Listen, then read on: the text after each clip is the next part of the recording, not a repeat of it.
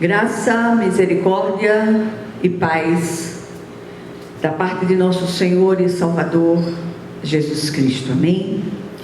Nós vamos ler um texto que está na primeira epístola de Paulo aos Tessalonicenses, capítulo 2, do versículo 9 ao 12. Diz assim a palavra do Senhor: porque vos recordais, irmãos, do nosso labor e fadiga, e de como noite e dia, labutando para não vivermos à custa de nenhum de vós, vos proclamamos o Evangelho de Deus. Vós e Deus sois testemunhas do modo porque piedosa, justa e irrepreensivelmente procedemos em relação a vós outros que credes. E sabeis ainda de que maneira, como pai a seus filhos, a cada um de vós exortamos, consolamos e admoestamos, para viverdes por modo digno de Deus, que vos chama para o seu reino e glória. 1 Tessalonicenses 2, de 9 a 12. Vamos orar. Senhor nosso Deus e nosso Pai Celestial, graças te damos, Senhor, porque temos acesso à Tua Palavra e podemos ser ministrados pelo Teu Espírito com toda a liberdade. Vem falar conosco de um modo vivo no dia de hoje e vem, sobretudo, despertar aqueles que andam adormecidos, distraídos em relação às coisas de Deus por conta das atenções dadas às coisas do mundo. Vem falar conosco, em nome do Senhor Jesus Cristo. Amém. Meus amados, nesses dias de Olimpíadas, o mundo cristão ficou estarrecido com aquilo que chamaram de abertura das Olimpíadas, com uma imagem absolutamente recheada de blasfêmia, desrespeitosa, agressiva e, sobretudo, demoníaca, que foi a apresentação de uma ceia do Senhor, ou a Santa Ceia do Senhor, que é uma imagem emblemática do cristianismo, e foi apresentada ali de uma maneira absurdamente contrária à palavra de Deus. E eu queria clamar no dia de hoje para que nós sejamos ativos e sejamos, sobretudo, coerentes com a palavra do Senhor. E eu queria encorajá-los a testemunhar sempre de um modo santo, justo e irrepreensível, aonde quer que estejamos. Que o nosso andar, que o nosso falar, que o nosso sentir, que o nosso agir possam testificar do Cristo ao qual servimos. A vida de um servo de Deus nesta terra não é nada fácil, e cada dia que vai passando o tempo, as coisas vão ficando mais e mais difíceis, especialmente para aqueles que têm se dedicado à obra de Deus. Paulo é um exemplo disto. O apóstolo Paulo, embora andasse santa, justa e irrepreensivelmente, era de todos os modos ultrajado, caluniado, perseguido, tanto por gentios quanto por seus patrícios judeus. O que nos faz imaginar que conosco as coisas sejam diferentes. Quanto mais se aproxima o dia da segunda vinda do Cristo, mais e mais o caminho tem se tornado mais estreito, mais difícil de ser percorrido. Que nós possamos buscar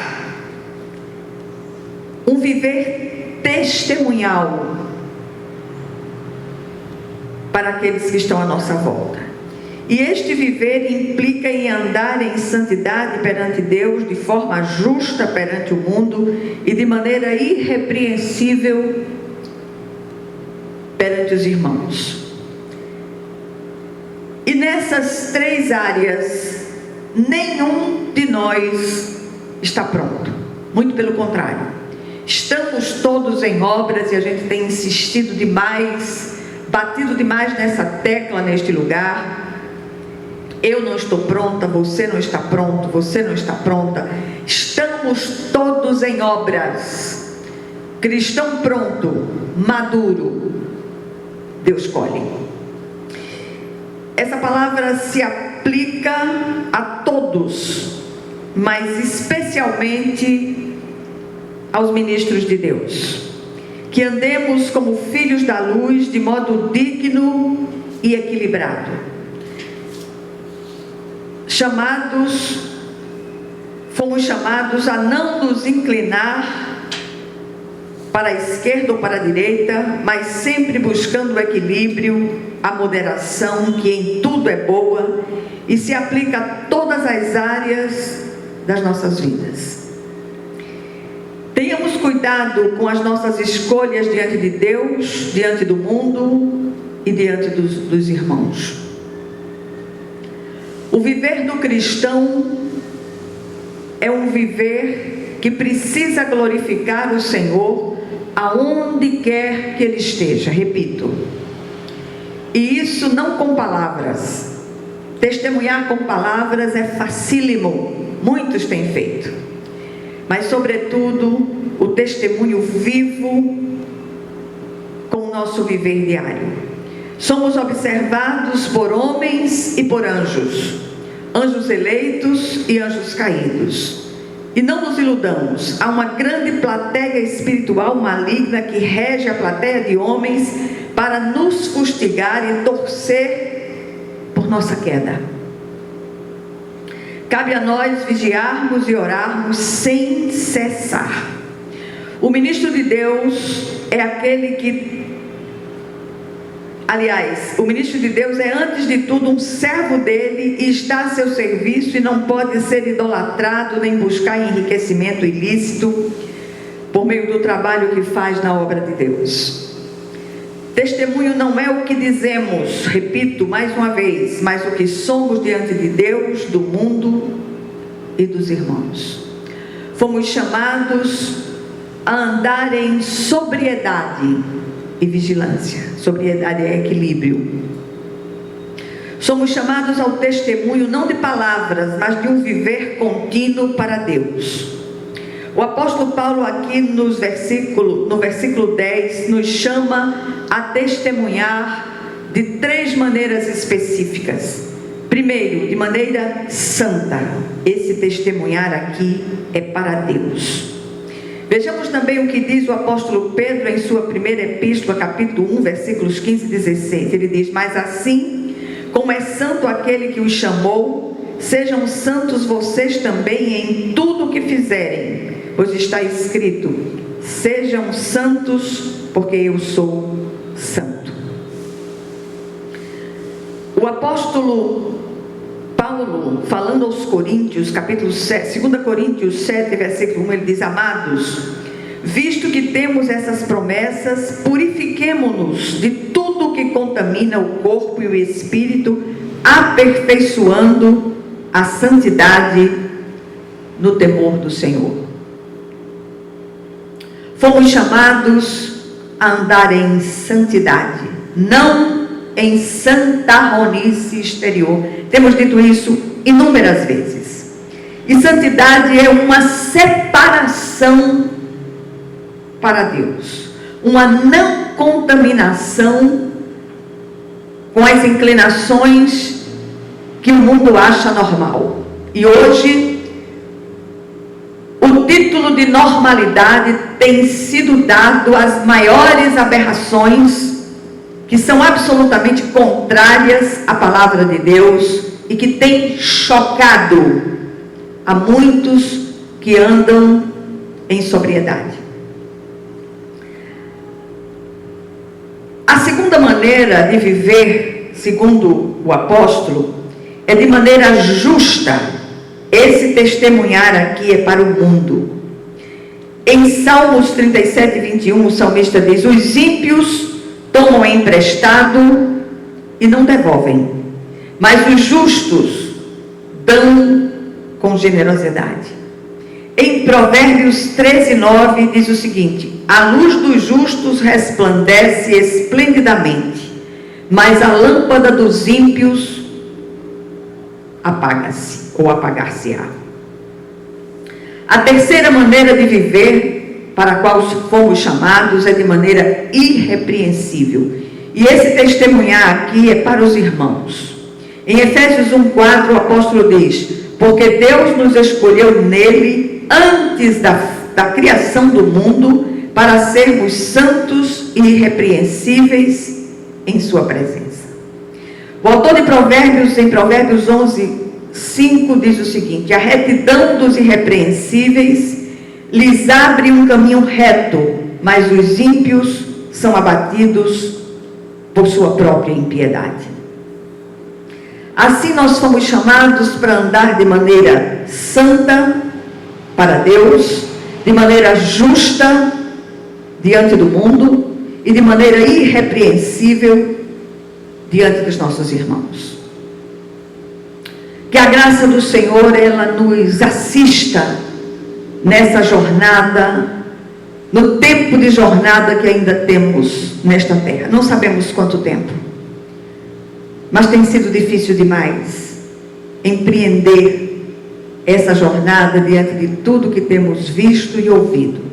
E muitas vezes, nos meios daqueles que se dizem cristãos, algumas práticas e inclinações têm sido tratadas, repito, com normalidade. As pessoas já não se surpreendem, já não se assustam, já não se indignam com determinadas posturas, o que é extremamente perigoso. Cada vez que nós agimos assim, nós estamos dando liberdade tanto à nossa carne que clama pelo pecado, quanto ao mundo que oferece o leque de opções para que a gente caia, e ao adversário que está sempre ao derredor, ávido por estimular a nossa queda. E eu queria terminar fazendo uma santa convocação. Testemunhemos em todo o tempo. Testemunhar não é o que dizemos, mas o que somos. E eu quero repetir isso mais uma vez. Testemunhar não é o que dizemos, mas o que somos. Hoje é muito comum nós ouvirmos anúncios de testemunhos de determinadas celebridades, sobretudo, diante da igreja. As igrejas lotam para escutar aquele testemunho. Como será a vida desses testemunheiros? Como será a vida deles dentro dos lares, no meio da sua família, da sua parentela, nos seus ambientes de trabalho? Que nós possamos refletir acerca dessas coisas e buscar da parte de Deus direções em nome de Jesus Cristo. Amém? Senhor nosso Deus e nosso Pai Celestial, faz com que essa palavra desça da mente para os corações e que possamos refleti-la de um modo vivo e pessoal. Que não a usemos para fazer acusações a quem quer que seja, mas que a usemos para que sejamos vistoriados pelo Teu Espírito Santo, em nome de Jesus. Vem falar conosco, continua ministrando aos nossos corações, em nome e por amor de Jesus.